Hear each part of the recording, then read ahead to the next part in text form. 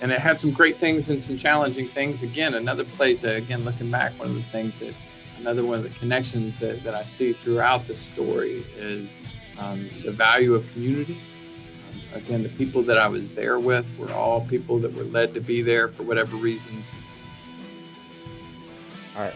As soon as I clear my eyeballs out, I'm ready to talk. I got like crust, man. Yeah, crusty eyes. Eye crust. Hungry crusty eyes. Hey everyone, and welcome to The Inside, a podcast where we get into the extraordinary minds and experiences of everyday people. I'm Jay, and with me as always is Adam. Hey Adam, how's it going, man? Pretty good, man. You know, just been out running and keeping up with schoolwork, all that jazz. What about you? Well, I just got done eating with my old man lunch group. We the nursing home? Well, you might think that, but we get together once a week and just we have lunch together. You know, there's a good chance for some dudes to get together with dudes. Yeah. Adam, once you get out of college, like, and you get into a career and your family, like, it really gets hard to maintain friendships with other dudes. So, it's a good chance to get out and do that kind of thing for me. Yeah, I mean, that makes sense. Like, you just have other priorities and stuff. So it does sound fun, yeah. Mm-hmm. And, what's really interesting to me is, like, I learn a whole lot in this because You're an idiot.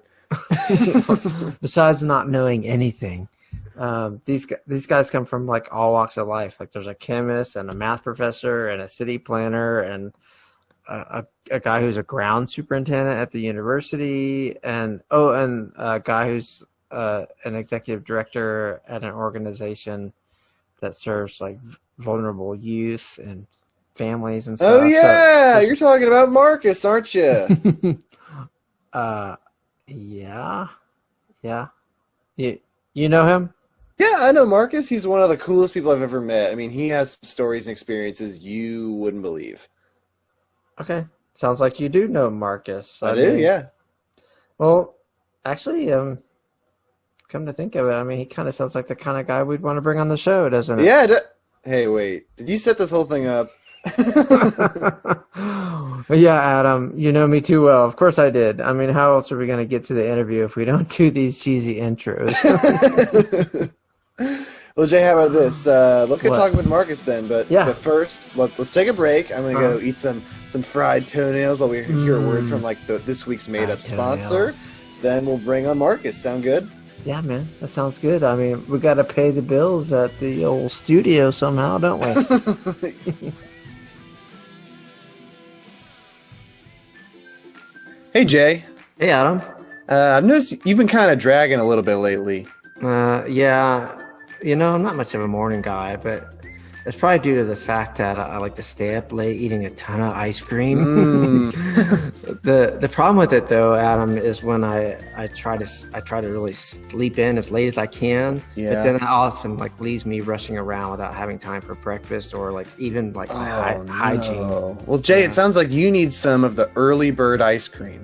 What? What is that? I told you I like my ice cream at night, Adam. No, Jay, early bird ice cream combines the fun of late night ice cream with the quick and easy prep of the morning routine. Oh, really? So it's all rolled into one? Exactly. The early bird ice cream has it all. Inside that tub, you'll find some ice cream itself mixed in with some toothpaste, deodorant, an omelet, some orange juice, floss, shampoo, and the morning newspaper. Oh, man. And it all gets to the right places? It sure does, Jay. It's that science that gets it done. It's something you can either eat or use as a topical lotion. Oh, dang. That sounds like I could still sleep in, but I could eat it up while I'm rushing around to the car or slather some early bird ice cream on to save some time in the bathroom. Exactly, Jay. You got it. And for all of you to order your early bird ice cream, look for the link in our Instagram and use the promo code INSIDE to start your free trial with complimentary coffee and close shave razor popsicles.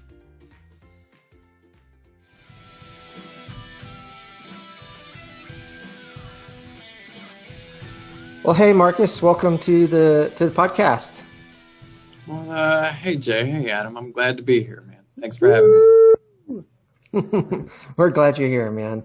We're going to just jump right in. And get to talking and hearing about what you do.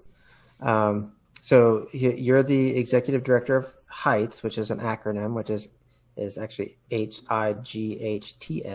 That's right. And it focuses on serving vulnerable youth and families in Western North Carolina.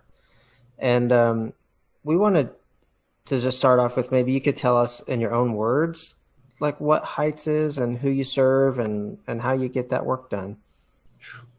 That's a big question, man. I'm going to try to answer it as best I can. But there's a lifetime of work that's gone into it, and so it's but I'll try to hit the top spots, man. To start with, the general answer is that HIGHTS works with the most vulnerable kids and families here in Western North Carolina. We work aggressively to identify kids that need help, kids that are marginalized or in the cracks. And we do everything we can to line up beside them and give them the support they need to move forward. Generally, that works in, from anywhere from like crisis mental health to animal therapy to recreational therapy and art therapy, job skills, free summer programs, free after school programs, tutoring. And generally the way we achieve that for the most part is what I call critical access points. So we locate and partner with people that are at these access points, public school being the main one. Okay. Public schools are the heart of our community, and we're seeing that now more than ever, and how they've come together to deliver meals and to be the kind and caring face to a lot of students that don't have much support. And if we can partner with the school, then teachers will generally know who needs the help and the support well before juvenile justice or well before social services. And so if I can have that relationship with that teacher and be in that school, then it just makes it all the easier to figure out who needs the help. Yeah, I can see where that would be a critical step. Now, but you said school age children. So what's the age range that HIGHTS normally serves? Yeah, man, we generally, sometimes they'll go young. So with our mental health services, we can serve sometimes slightly younger populations of 8, 9, 10 years old. But most of our programs are geared for 10, 11 years old to 18 to 24, 25. A young adult is generally where we'll stop. That old. Job skills. Well, Marcus, one thing we were curious about is what led you to the position you are in now, and kind of your background and what got you here and all that kind of stuff. And before we got on here, we were talking about you grew up as a Christian, but the Christianity you experienced as a kid is way different than the Christianity in your life now. That you've had these different spiritual opportunities and meeting all these different kinds of people, which is just something we adore and love about you. So could you tell us a little bit about your faith upbringing and like what that was kind of like? Sure, man. Part of my own faith journey, my own experience was that I was raised in a small town in South Carolina, like deep Southern roots. My family was raised me as Southern Baptist, and it's a very fundamental, very conservative denomination. They learned and taught me many great things that I look back and value and appreciate. The importance of family, one of the early seeds of the importance of community and taking care of your community were deeply planted in those spots. There was also some places that never really spoke to me personally, that as they were introduced, even as a young man, didn't fit into my paradigm of what I felt, who God was and where God was leading me. A lot of the ideas of the angry God and the fear of damnation and some of the strict rules that they follow and believes just never lined up with the God of love that even as a young man I understood and came to understand. And so there was a time where I actively chose to leave some of the boundaries of that faith and start to explore different places, different people, and God continues to reveal himself to me as I grow. I moved past a lot of those original beliefs, but there are a lot of great people. And even then, one of the things I really loved about that upbringing was they are very biblical. Like they instill the Bible and the teachings of the Bible, like, again, more than I personally would prefer as an adult. But but it's also been a strong foundation for me to go back to when things are hard. When I am struggling personally, when I'm feeling anxious or depressed or afraid, I can pull back some of those memories of those childhood Bible stories, of that particular verse that says to be still and to trust God, or to, all the things that were somehow ingrained into a deep part of my memory as a kid. So I'm grateful for that. But like I said, I moved past that, and I'm grateful for it. But I've definitely kind of shifted out of that more formalized faith. Yeah, you made some Old Testament reference the other day, and I was like, oh, okay, I believe you. I wasn't quite sure what it was, but I'm sure it was right. Well, Marcus, with that kind of shift you had growing up in your later youth years, you said you eventually ended up in military school. And so what was that like as a kid? I mean, I've heard different variations on what a military school can do to someone. Yeah, I mean, again, it was a complicated story to look back on, and to say it was all something or nothing is not quite accurate. Like, the truth is, it was kind of messy. I have several learning disabilities. As a young man, as a child in school, I identified that academics was not my path, that I just didn't fit in. I was not successful. I had some really, what I would probably consider traumatic experiences, some really deep-rooted hurts and wounds of a little boy, right? Like those little boy spots where I was not successful and hurt. And so there, by the time I got into middle school, I would do anything I could to stay away from school. And as well as it pushed me into places, other places that I was successful at, relationship places and sports and different avenues that I did find success. But at some point I was asked to leave the public school system, and that was tough, really tough on my family. And I was fortunate enough to have the opportunity to go to a military school. Again, a complicated experience. It was another place that planted early seeds of community. I learned the value of my friends group, the people that went through those same crazy experiences with me. You guys all we're doing the scrubbing the toothbrush on the bathroom, all that kind of stuff. There are some stories, man. Like, there are some epic stories. There were 600 juvenile delinquents from all over the world that came and lived together in these dorms out in the middle of nowhere. All boys? All boys. It was fairly lawless. There was a couple of adults that helped hold it together, but for the most part, the inmates ran the asylum. It's like Lord of the Flies kind of thing. Dude, it was there again, some of the best times and some of the worst times, right? Like, it was pretty great in some ways, and pretty traumatic in a lot of ways as well. But ultimately, like, the values of those friends group were important. The value of discipline, of being able to set goals, for being able to follow rules to achieve those goals, to stay in those boundaries, were great lessons for me as a young man. And I actually thrived in that environment.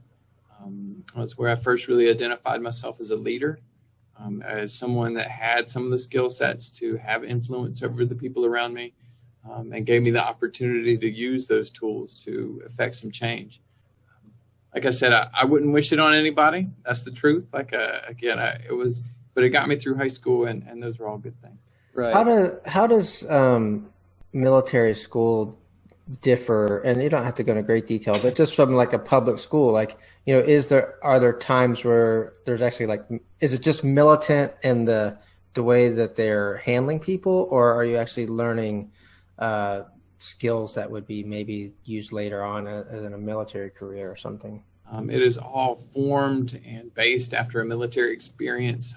Uniforms all the time, a rank system, a rule system, marching, drills, all the things that you would imagine a grown-up version of military would be. And many of my peers went on to be in the military. You got to drive a lot of tanks around and stuff. I wish, man. We did have an incident where we took an airplane out, but we won't talk about that today. Okay. Well, Marcus, one thing now is that all three of us attend the same church, which is, I'm guessing, a much different church experience than the church you just mentioned growing up. So how has your faith kind of shifted now, and what role does that have in your life currently? Oh man, I am personally very grateful for Cullowhee Methodist and the Methodist Church in general. Again, after even my early upbringing, I had several instances as a young adult where faith organizations hurt me. Like I had some bad experiences with the church, and so by the time I was 25, 20, 26, I thought I'd never go back to a church again. I'm deeply spiritual. I'm a seeker in my soul. The teachings of Jesus resonate as the truth with me and always bring me home. But I never thought I would go back to a formal church. And then when my son was 3 or 4, he's again life-changing experience for me. It was kids, and Eli was.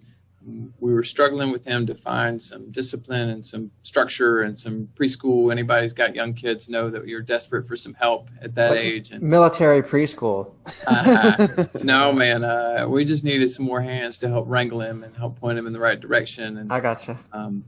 Unfortunately, came across Cullowhee Kids Preschool. It's a preschool that runs out of Cullowhee Methodist, and gave our family a great gift of helping him grow and develop, and a place that we could trust, where the people are kind and will teach him good things.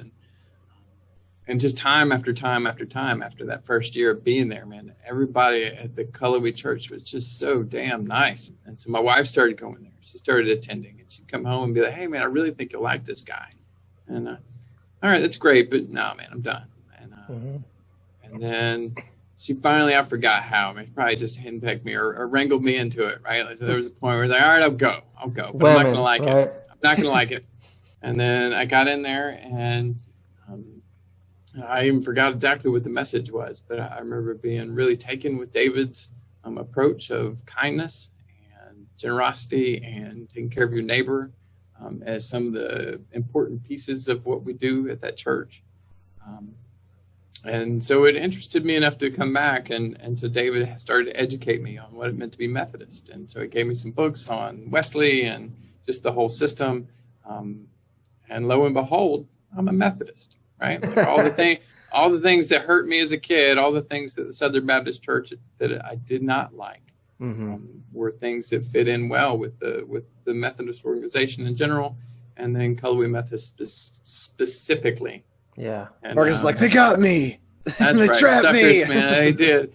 Trap me with love, trap me with kindness, and change the future of my life. Like changed pretty dramatically, because I pretty quickly found myself a home there, and just came in closer and closer to finding my place there. And it's been an important piece of my own ministry with HIGHTS, and my own family in terms of like we were there a lot.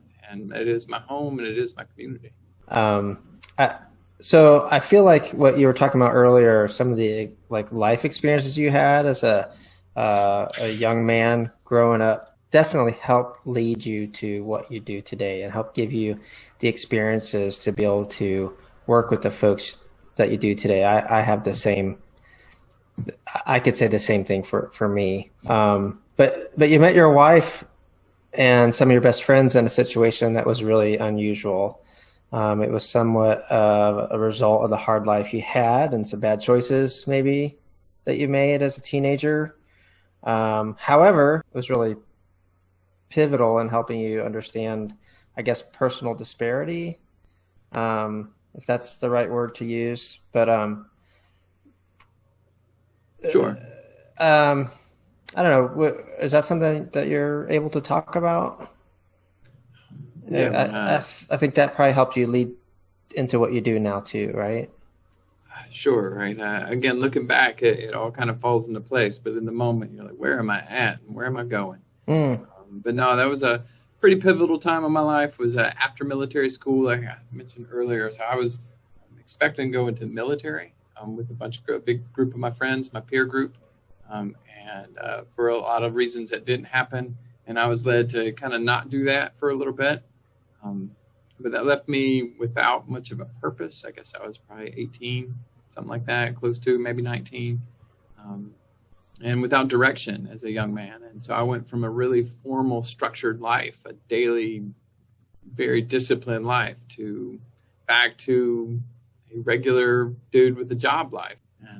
and so I struggled, man, like that bit. I mean, I got into some really bad relationships with friends and women. I had some really tough life experiences. I made some really terrible choices as a human. I got pretty heavily involved in some drug circles and some criminal circles that I'm certainly not proud of. Yeah. But they, again, it is what it is, and it's what led me to those next steps. And so through a very complicated series of events, I went and took a job at this therapeutic place and out in the middle of nowhere. And, and it had some great things and some challenging things. Again, another place, again, looking back, another one of the connections that I see throughout the story is the value of community. Again, the people that I was there with were all people that were led to be there for whatever reasons. Taught me the value of hard work, right? It was one of those places, one of the formative places where I connected with nature as a healing agent in my life.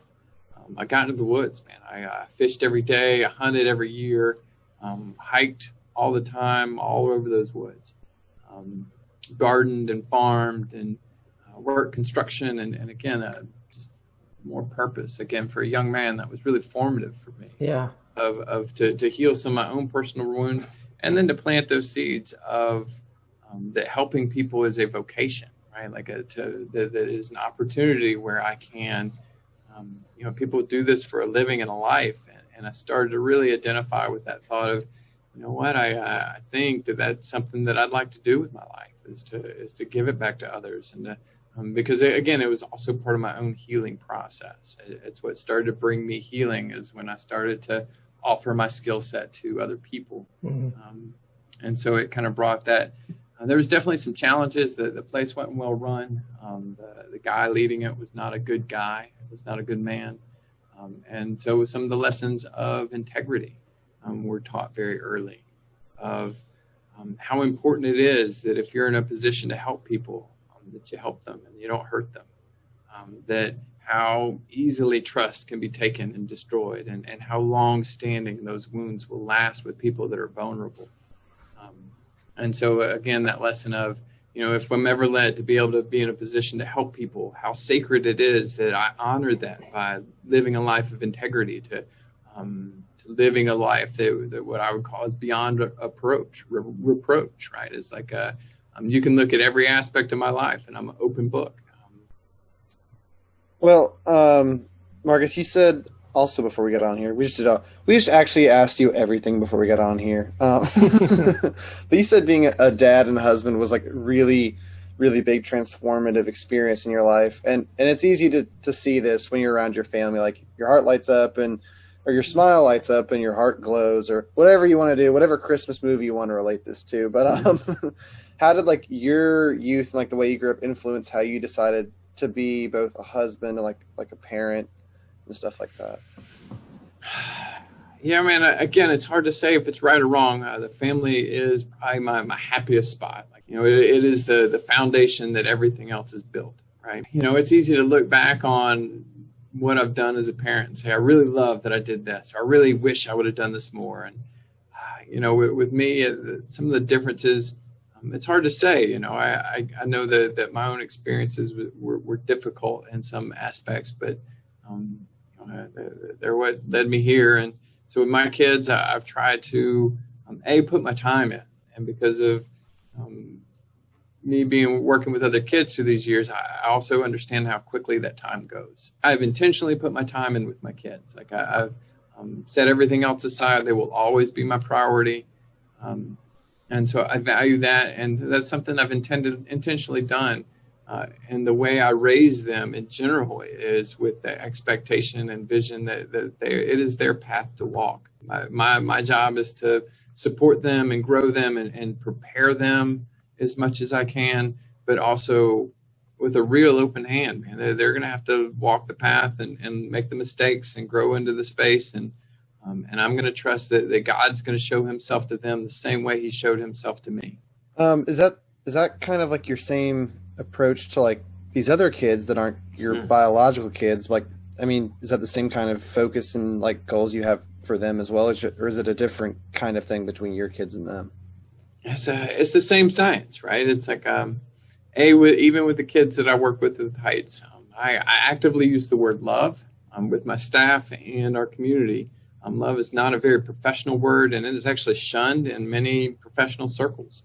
And I appreciate that, because it does create some weird boundaries. And but for me personally, I love these kids. I love these families that we work with.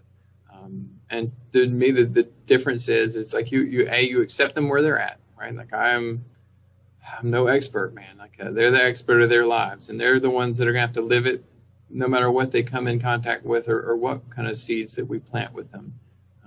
And B, love goes the extra mile, right? And so if I'm running a business and that client doesn't call, then I just check it off the list. Johnny didn't call, and he didn't call for a couple of weeks, and my insurance billing agent would be like, all right, man, we need to take Johnny off the list. And so if it's a business, then we'll just take Johnny off the list. But if I love Johnny, then I'm going to go into his house. I'm going to call his mom. I'm going to show up, and I'm going to keep showing up until we find out where he's at and what's happening, and if he's okay, and what we can do to help. That's good. That's good stuff. Yeah. Okay, well, thanks a lot. Let's end it there. So speaking of your family, your brother is a missionary in Guatemala and has been for years, right? And you and your family have spent time there, and I'm sure a lot of that has been a learning experience and has influenced you there. When you go there, it has influenced a lot with kind of what you do. Like, it just changes you, right? Tell us a little bit about that, and maybe the population of folks that he serves there. Sure. No, my brother and his family has been a ministry and a missionary in Guatemala for, I don't know, a bunch of years, 7, 8. And they run a ministry, and it's called We Help Children. If you get a chance to check them out, wehelpchildren.org. They're great people.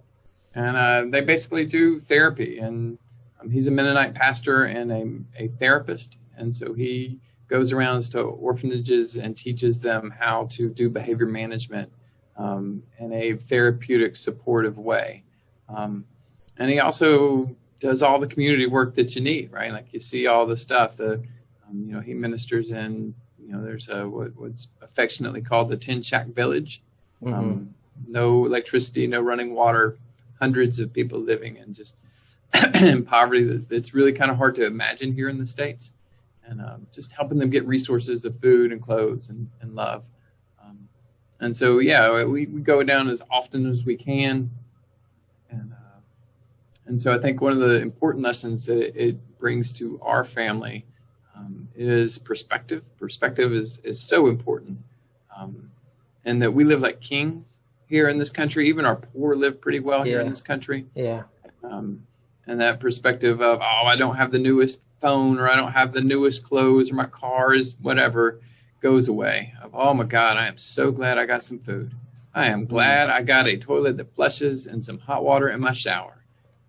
And so, like, that perspective is very important in personal satisfaction and how I feel about my life. Like, sometimes we get lost in a paradigm of what success means. And so I think if I start that thought with that conversation of being grateful for what I have, then it helps put everything else in the right place. The picture that's kind of getting painted here for me about this work that you do is just talking about all these different experiences in your life and all the things that you're doing. Like, you're someone who fights for the underdog. Like, I know you, if you're in someone's corner, like, you will fight for them till the bitter end. And so mental illness and addiction often tear us away from the people we love the most. And you and your wife traveled to Thailand, and not really for a vacation, right? That's right. You went to help your brother-in-law who ended up in a bad situation over there. And I want to be clear, like, he was a lot more than just your wife's brother to you. He was one of your best friends, somebody that you knew, I think, before you knew your wife. That's right. But I know this is a really sensitive story. But maybe you're willing to share some of what happened and maybe how that's given you a bigger insight into the related to the work that you do. Yeah, I appreciate that, man. I appreciate you being sensitive. I'm sharing a lot on this podcast that I normally don't share my stories very well. Like, again, for whatever reason, it's just, I'm a fairly private person in many ways. And I don't mind sharing and being vulnerable. And I hope it's a blessing to somebody. I hope somebody can hear this and identify with the story. And so with that said, so Matt is Greta's brother. We've been friends forever. He was a great guy, is a great guy. Just so much potential, an amazing young man. When we were young, we were friends, and a child prodigy musician, an amazing soul, and a direct connection for Greta and I of what it's like to live with someone with deep mental illness and substance use problems. And so the truth is that it links us to a long chain of people that have people that they love that suffer from mental illness and addiction. Yeah. And a very real story of her brother was that, he had probably more potential to be a rock star, an amazing soul, like the most coolest, most popular, most interesting guy you ever met. And at some point got lost in addiction and mental illness. They got progressively worse as an adult. And anyone that lives with people that they love that are suffering with mental illness and addiction understands how painful that process is, how many times that you get hurt in that process, and then ultimately the process of setting healthy boundaries with them of, I love you, but you're not going to come and hurt my family. You're going to have to get clean and sober to be able to interact with us or to see my kids or to whatever. And a crazy long story between here and there, but at some point he found himself living as a musician, a professional musician in Thailand, and lived there for many years. Was married to a wonderful Thai lady, and again, so we kind of lost contact for the most part. But we always lived in fear that we would get that call of Matt's dead or Matt's in prison, just because the addiction, man, he was so deeply ingrained into that life and that lifestyle. And sure enough, there was a phone call we got. It was from the U.S. Embassy in Bangkok, Thailand, and they informed us that my friend Matt was dying. That was their words. That he couldn't speak, that he couldn't walk, and they didn't expect him to live more than a few days.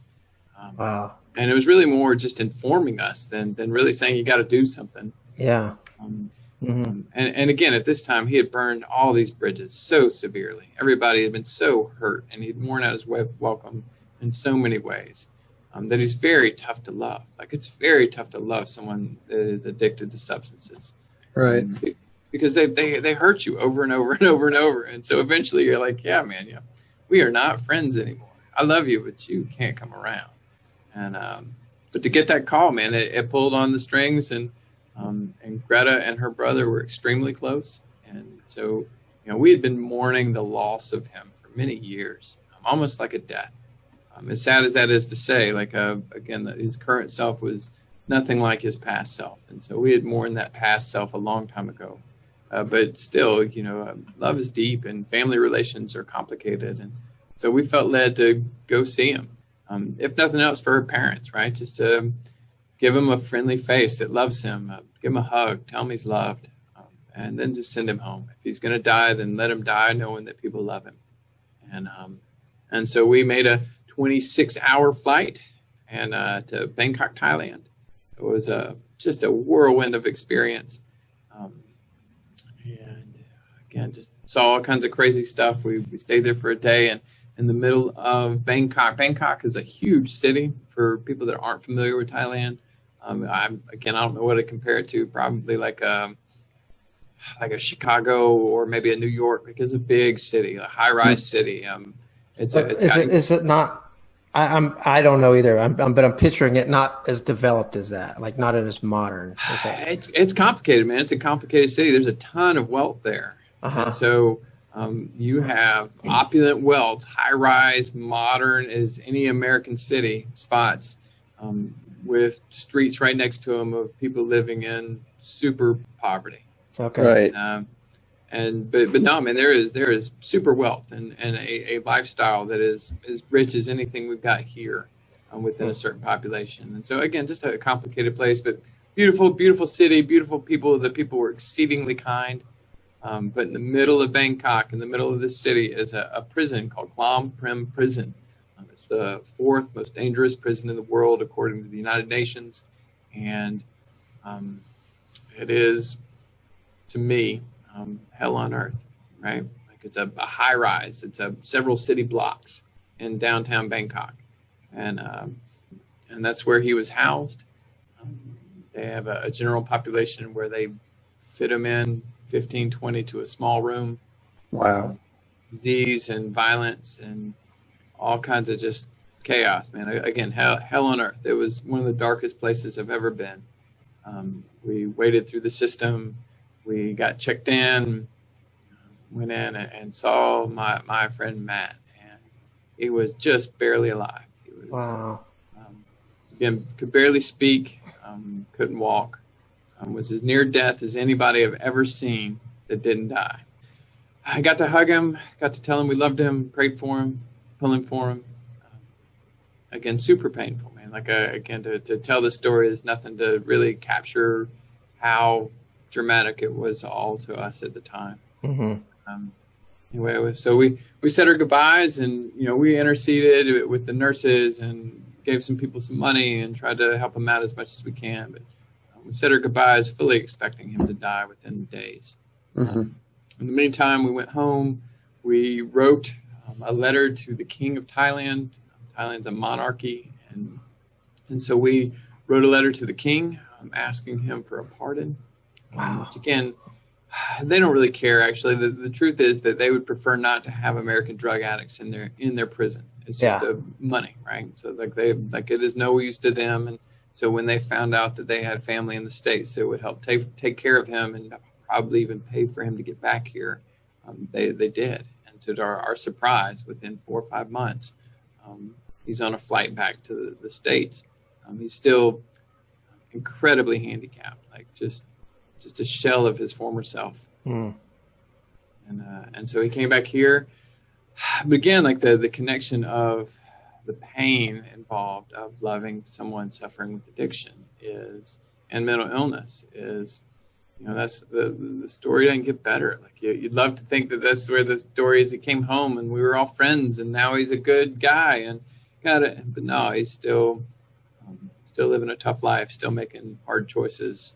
We still have to have some pretty solid boundaries, but he is alive. And so, yeah, man, it's a pretty crazy experience. I think, I think the way that connected me to my current life is, another common theme in my life and the stories in my life is that grace goes a long way. Mm-hmm. That even in our worst moments, even in my worst moments, even in Matt's worst moments, God still loves us. God still wants us to be okay, wants us to be safe, wants us to be loved, cared for. And that, like love doesn't keep track of the bad, right? Like this other piece of that is like you drop it in the sea of forgetfulness. And though you get to start with a clean slate. So how important grace is, no matter how far out we are, was one of the lessons. And then how much it hurts to love somebody who suffers in that way, to ongoing suffrage. It's not like a cancer where you get better or you don't. It's like, so you get better for a week or two or a month or two, but then we go back around the circle. And that really helped me identify with people that we take care of. A lot of the families that we serve now is, this isn't just a story of, yeah, man, it's tough, but, oh, damn, man, that is tough. Like, I know exactly what that feels like. And it drives me to go further, faster. Yeah, I know a lot of that stuff is right just around the corner from us, but it's hidden, right? You don't see it. And just like with your brother-in-law being there in prison, like nobody would know about that. And I know we're asking you to share some hard stuff, but we don't usually get this, this serious on this podcast. But it's so important to what you do, because the work that you're doing in this community and people like you across our country that are doing similar things, like it's so important, and it just probably goes pretty unrewarded, and unnoticed. But we notice it, and we want to bring it to the attention of other people. So thank you. So all 8 of them are going to hear. They'll listen to this show. Hey, I'll take it. That's 800%. And then one last thing we were going to ask you about that is kind of a hard story too, but I think it's important to share this. You had a friend who sadly died, and we're not going to get too much into that part because it's sad. But he was the reason behind the name of the organization that you started, the HIGHTS name, and that leaves it leaves a legacy, right? It leaves this important thing. And I was just wondering if you'd tell us in your own words what that story behind the name is. Yeah, man, the story of HIGHTS is a pretty big story, and I'm going to try to fit it into a quick Twitter version of the story. So here we go. And my best friend during those formative years was a guy named Mark Daniel Smith. Mark was just a super special guy for all kinds of reasons. He was the biggest personality I've ever known. He was the life of the party, the one that would do the most dramatic stunts, just lived the life of no fear, full blast. Like he was just wide open, and had a spirit and a personality to him that people were just drawn to. And so, we had a lot of our own personal formative experiences together, and so that kind of drew us together. And then we have a lot of personal connections that grew our relationship, and that Mark was a seeker also, and a very spiritual man, and in his nature, like just the way he was geared. And so we immediately loved each other, spent a bunch of time together, and our relationship grew and grew. And so I guess how that relates to HIGHTS in the story is, at some point in this, Mark, and again, he was probably, he was a young man, 17, 18. He and my wife were driving a truck, and Greta was in the passenger seat. Mark was driving. Bad idea. Mark's crazy. Man, I should not have been driving anything, but he was. Yeah. Flying down a gravel road, took a turn too fast, and the truck rolled over like 15 times, like a bunch. Wow. And Greta got squished into the very bottom passenger side seat, like in the floorboard. Again, if she had been up high, she would have been killed. And Mark's words were, I feel like God pulled me through the window. I feel like God pulled me out of that car. And again, so looking back, I mean, the window was open, but not much. So he flew out. He flew out, and, wow. And by all accounts, he would have for sure died had he been in the truck and stayed in. And that led to hospitalization, right? So he wasn't critically hurt, but he was banged up, man. Skid, yeah, sure. Gravel all like deeply embedded into his back from sliding across the road, just banged up. And so went to the hospital. Greta was okay, man. She was shook up, but she was okay. Thankfully. Good. And, amen. And anyway, so Mark was in the hospital. His mom was just helping clean the wounds out, talking to the doctors as they were doing it. And they identified a spot on his back that was melanoma cancer, right? Just looked weird to her as a mom. And so she called it and said, hey, man, look at this. What do we do? And so they, again, within weeks, they followed up. And nobody took it real seriously. Again, like skin cancer, especially as a young man, nobody, just nothing. Yeah. And, but it turned out to be something. It had spread pretty fast. And so that was where the story shifted for all of us. And so that was, again, within 6-8 months, it turned to liver cancer and kidney cancer, and just started probably a 4 or 5 year journey of healing and chemo and treatments and surgeries and alternative treatments, and really just really tough experience, a lot of suffering. And that's where Mark really embraced a deeper spiritual meaning.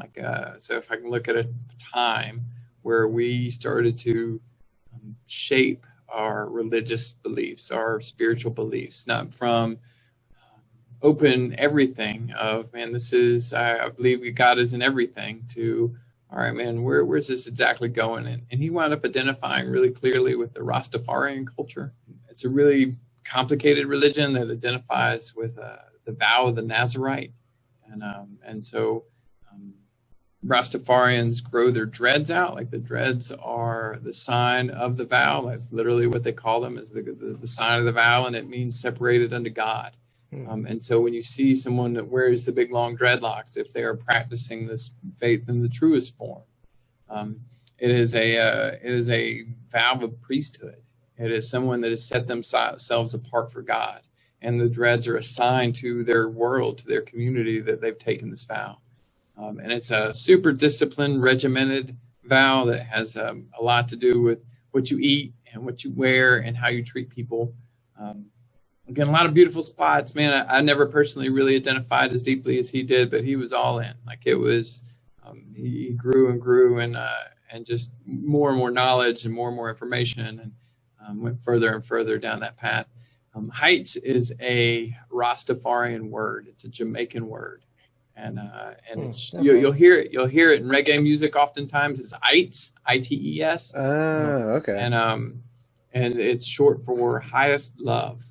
Highest love, meaning the love that a parent has for a child, or the love that God has for us. And for whatever reason, man, Mark it was his favorite word in the world. He would say it all the time. It was hello, it was goodbye, it was I'm happy, it was I'm sad. It was heights, heights, heights, heights, heights, heights, heights, heights. And so in turn, it became all a part of our vernacular, right? So like, all of his friend groups started to adopt that word into our lives. And then the truth is that he just got sicker and sicker. And so by the time he passed, he was about 25. And after years of just hellish treatments. But it taught us a lot. It was a really formative experience for all of us. And then a group of friends that really walked with him in this process, that had this formative experiences, identified with of how tiny this life is. Yeah. Even at 25, even at 45, even at 85, it is just a flash. And identified with, Mary Oliver quote of, what will you do with this one wild and precious life? Right? Like, what do you do? And so that question was really in our face of, what are you going to do, man? Like, you got just a second. You just got just a second. What are you going to do? And maybe the answer is, I'm going to have as much fun as humanly possible. I'm going to enjoy every moment. I'm going to drink every drop. And for me, it was like, I'm going to continue this legacy of helping people. So that was one of the things Mark and I always identified with, is that our main purpose, our main place in this world, our intention, why we were born, was to help people. And that's really what planted those seeds. And so during that same process, as he was dying, I was founding Heights with the same friend group. And that's really where it started. And so we turned it to an acronym, so it's a little bit easier story to explain to people, and I don't have to tell everybody the long version. And it's helping inspire gifts of hope, trust, and service. With hope, trust, and service being just foundational things that our community needs, that we all need. Well, I mean, the program has just grown exponentially in the past 5 years. Like, why has it grown so much in this short of a time period? It's the part of it's the need, right? Like, a part of it is that the need doesn't go away. We live in a community that is generationally poor, and isolated, and for whatever reason. So I'm very grateful that I was not called to ministry in Guatemala, but I've been called to ministry in Western North Carolina, where I like the weather and I like my toilets and my showers, and but the need is great, and it's one of those things that You don't like that shower that's like has the electricity running into the head of it? So sketchy, man. It's so sketchy, right? Every time I'm in Guatemala, and there's like wires hanging out of the shower head, like going into the wall, and you're like, this ain't right. This can't be safe. This ain't right. No, man. I'm not exactly sure how this happens, but again, I'm grateful to be doing the work we do here. It's growing because I have established trust in this community. So part of it is the timing, and the need is greater than ever. And part is I've been here long enough and established with my community that I'm a place that can be trusted. So we maintain that character, that integrity of he who can be trusted with a little can be trusted with a lot. And so even when I'm given small gifts, even when I'm given small opportunities, I guard them ferociously. And knowing that it is an honor to be in this place, and that trust is so easily broken. That if I honor that space, if I work hard, if I'm diligent, make good choices, and try to show up well, and show that I'll keep showing up, that I'll be trusted with more and more. And so as that trust has grown, so has our circle of service. So has like our ability and opportunities to help people.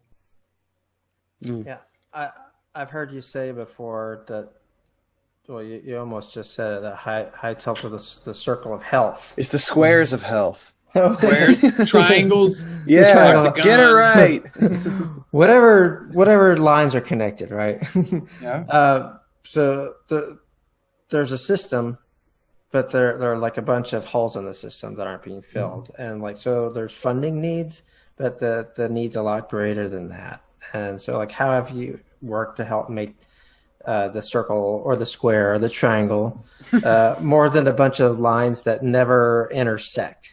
No, man, I appreciate that question, man. So it's what I generally call the circle of wellness or a circle of health. Yeah. See, Adam, it's a circle. That's right. I'm octagon, obtuse, rectangle. As long as the beginning and end come about the same point, you're good. So I started a lot of the services that we started were mental health driven. Again, it's my expertise and background and something I understand. And so we started there. But as you stay in this community, as you stay in the families and stand with the people that need help, you identify so many other places in that circle that need support, or the circle doesn't go around.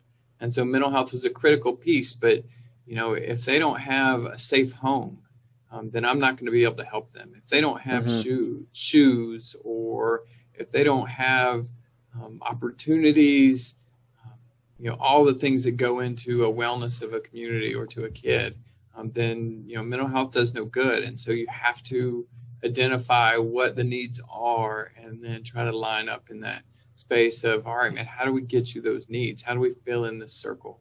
And so we're continually always pushing the boundaries of innovative programs and different ways to engage, and different ways to connect, and different ways to make that circle go around. And so, yeah, man, we work hard to try to bring that circle all the way around, because if it's not, then it's not effective. And ultimately, you'll either have kids that fall through the cracks. You'll have students that are not identified that need help, or students that you just don't do enough for, that eventually fall into incarceration or addiction. Well, yeah, and Marcus, you've said before that you feel that God has put you on this, and this is something that you have to do. Like it's your mission in life, and it's commendable that you do that, and that speaks to your website, which I had a chance to look over, and we'll throw that in the show notes for people to explore after they get done listening to this. But I have to say, I was really surprised at the scope of what you guys did. There's a lot more programs than I thought you had. It looks like you're always expanding and having all these new innovative angles for disadvantaged youth. Are you ever not gonna expand the program? Like, are you gonna get to a point where the program line is steady, or are you always gonna look for a new hustle? Again, man, great questions. So part of my nature is a hustle, man. I like the hustle as part of the way my brain works. But in terms of my mission, my calling, it really starts with the idea of, at some point, was doing this work long enough to where I really saw the need, right? So God opened up my eyes to what my community needs. And so I saw these enormous holes, these gaping problems of generational addiction or generational mental illness, of serious things, and nobody around, right? So the harvest is ripe, but the workers are few. There's a huge need. And at that point, I just can't look away, and I can't walk away. I know the problem is here, and then that really goes into the I have chosen to give my particular skill set to try to solve those problems, and I think that's something we need now more than ever is just people looking at what they can do, what skill sets can they bring to the table, how can they help solve their problems. It might not be mental health and public work like this, but it's the same science. Is what you got and how can you bring it to your community, and then make that choice at some point of, I'm going to do it, man. And so with me and my mission, I just can't look away. And so that's an important piece. And do I ever stop growing? Do I ever stop shifting and changing? I doubt it, man. I think the part of the science, at least for me, is to continue to evolve, to continue to pivot to meet the community need, because the community need does not stay stagnant, right? The need changes daily. I think if 2020 has taught us anything, it's that you've got to be flexible enough to meet the current needs as they change. And so if Heights is going to stay in this place of relevance, if we're going to stay in this place of helping our community and growing and staying a part of the front line of what the answer is, we have to continue to evolve and change. One of the things I'm always willing to do is take a risk. I am not very risk adverse. I like to shake it up. And a lot of times it's because I'm not really afraid to fail, right? And so if you take away the fear of failure, you're willing to try new things. And for me, that's usually the answer for meeting a need that is current and changing. And it doesn't always work. But let's say 1 out of 70 ideas works, and it's the best idea you ever had, then you look like a genius, right? But right. if you stop at answer 68, it didn't work, then you're a failure. And so I keep pushing the boundaries and keep aggressively looking for community answers and community connections. Well, the other thing is, I want to know how you keep going and gets you up in the morning. Because when you're someone let's say a middle school teacher, you might hear that 10 years later, so-and-so became a congressman or invented the new vaccine or something like that. But with your line of work, do you have that kind of closed circuit success, or maybe there's a different version of success that you see, but do you get to see the end result of what all the work you do does? No, I appreciate that question, man. It's a pretty complicated answer. What does success for any of us mean? And for these particular students, the common theme for all the kids that we work with is poverty and trauma, right? So almost all of them come from really poor places, and most of them have had really terrible things happen to them. And so a lot of our job is to just plant seeds, right? To connect them to community that cares about them, to give them the resources that they need to grow. But my expectations, are they going to become doctors and lawyers? Maybe some of them. But realistic expectations, if I can get them to the place where they can hold stable jobs, where they can keep from being addicted to serious substances or out of jail or prison, then a lot of times that's success. A lot of times you don't see the momentary success of that kid gets the eureka, and I go from something tragic to something heroic.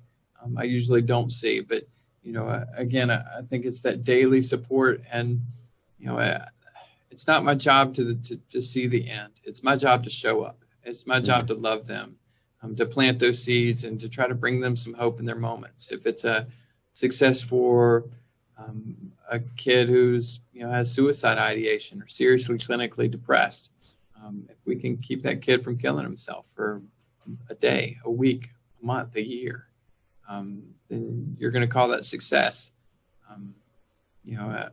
And ultimately, me personally, I feel like a lot of what the Heights work that we do is a generational vision.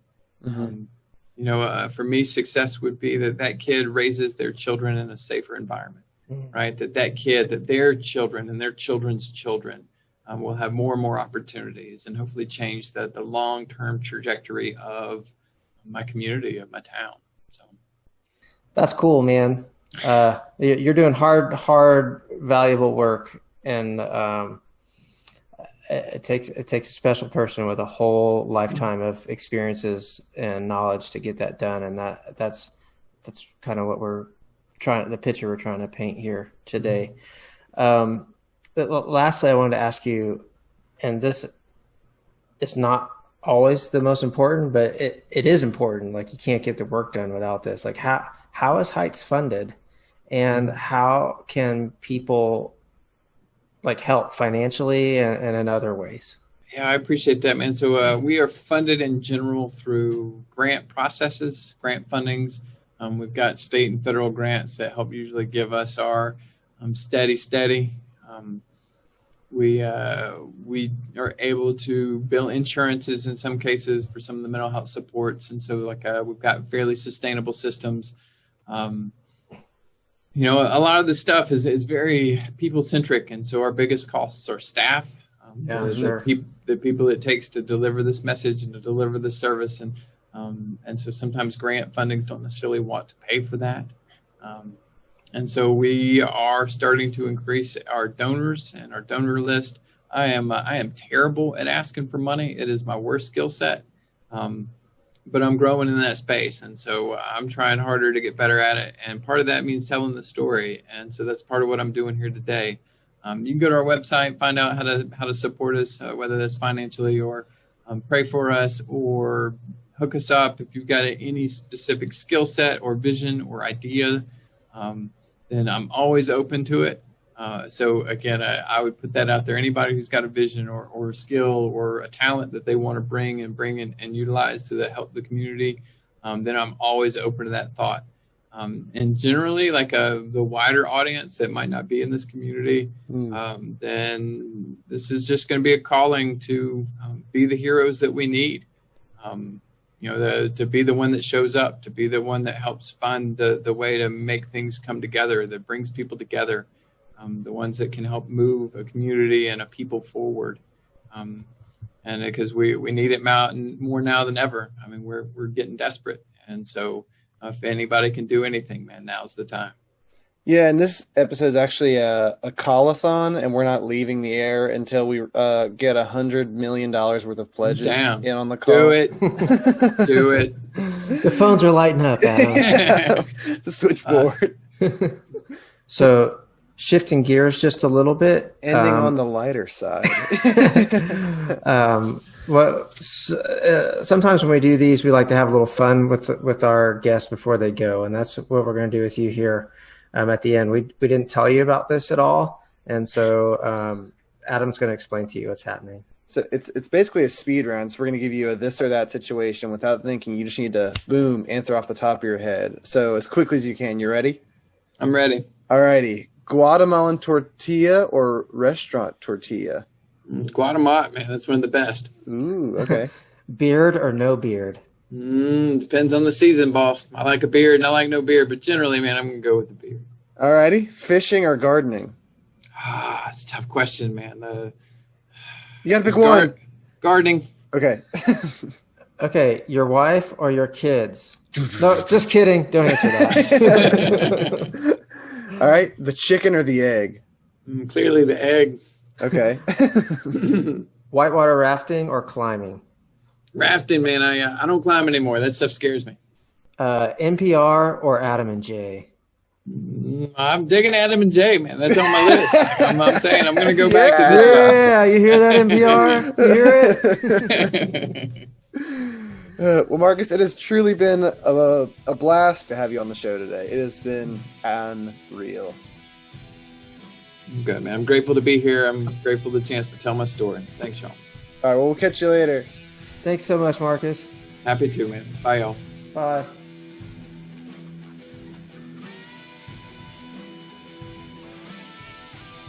Well, Adam, I am so glad we have Marcus on today. How about you? Me too, man. Yeah. Yeah, it's just everything that he talked about really just was amazing to me, and I kept thinking about how much the amount of life experiences we have, sometimes are really hard and stuff, but they can really prepare us for what we're really meant to do, Yeah, and I mean, after hearing his story, I can't think of anyone that is more suited and prepared for a job than he is for his job. I mean, you can tell he just puts his whole heart into it, and his experiences have made him such a great leader in that field, and like way better than any just like cookie cutter nonprofit management like undergraduate person could do. Like that's what shaped him, and that's probably why a lot of those kids look up to him, and why that program is just so successful and stuff like that. Yeah, I mean, he says like this is his calling, and what a great need to fill. Yeah, really. Yeah. Well, I mean, you think that's it for today? Yeah, man. I think that'll do it for today. Alrighty, another one in the books, and that was The Inside. Again, Marcus's website is www.hights.org. Special thanks to our guest, Marcus, and our producer, Dave. The show is written, recorded, edited, and co-produced by Jay and myself. Our title music, Crossroads, was written by Rock Sounds, and we'll have a link in the show description for that, and our title music was performed by Keith Richards. Do you know someone you think should be on The Inside? Shoot us an email with some suggestions. We will have more episodes coming soon, so make sure to listen to us wherever you hear podcasts. Follow us on Instagram at The Inside Podcasters, or shoot us an email at theinsidepodcasters@gmail.com. Coffee and analclastic cream of popsicle sticks. He destroyed that word. Analgesic. And so if Heights is going to stay in this place of relevance, if we're going to stay in this place of helping our community and growing and staying a part of the front line of what the answer is, we have to continue to evolve and change.